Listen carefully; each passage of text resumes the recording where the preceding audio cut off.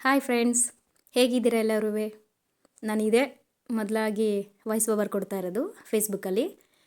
ಇದು ನಮ್ಮ ಚಿಕ್ಕ ದೇವ್ರ ಮನೆ.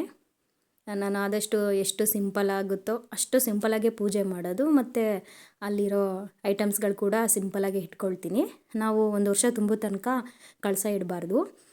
ಅದೇ ಮನೇಲಿ ಒಂದು ಸಾವಾದರೆ, ಸಂಬಂಧಪಟ್ಟಂಗೆ ಒಂದು ಸಾವಾದರೆ ಪದ್ಧತಿಗಳಿರುತ್ತಲ್ಲ, ಅದನ್ನು ಫಾಲೋ ಮಾಡ್ತಾಯಿದ್ದೀನಿ. ಹಾಗಾಗಿ ಈಗ 6 ಮಂತ್ಸ್ ಆಯಿತು. ಇನ್ನು 6 ಮಂತ್ವರೆಗೂ ಯಾವುದೇ ರೀತಿ ದೇವಸ್ಥಾನಗಳಿಗೆ ಹೋಗಿ ಕಾಯಿ ಹೊಡ್ಸೋದು, ಕಳಸ ಇಡೋದು, ಹಬ್ಬಗಳು ಮಾಡೋದು ಅದೆಲ್ಲ ಸದ್ಯಕ್ಕಿಲ್ಲ. 6 ಮಂತ್ಸ್ ಆಯಿತು, ಇನ್ನೂ 6 ಮಂತ್ ಬಾಕಿ ಇದೆ. ಅದಾದಮೇಲೆ ನಾನೇನು ಮಾಡ್ಕೊಂಡು ಬರ್ತೀನೋ ಹಬ್ಬಗಳನ್ನ ಅದನ್ನು ಫಾಲೋ ಮಾಡ್ಕೊಂಡು ಹೋಗ್ತೀನಿ. ಸಾಧ್ಯ ಆದರೆ ನಿಮ್ಗಳ ಜೊತೆನೂ ಶೇರ್ ಮಾಡ್ಕೊಳ್ತೀನಿ.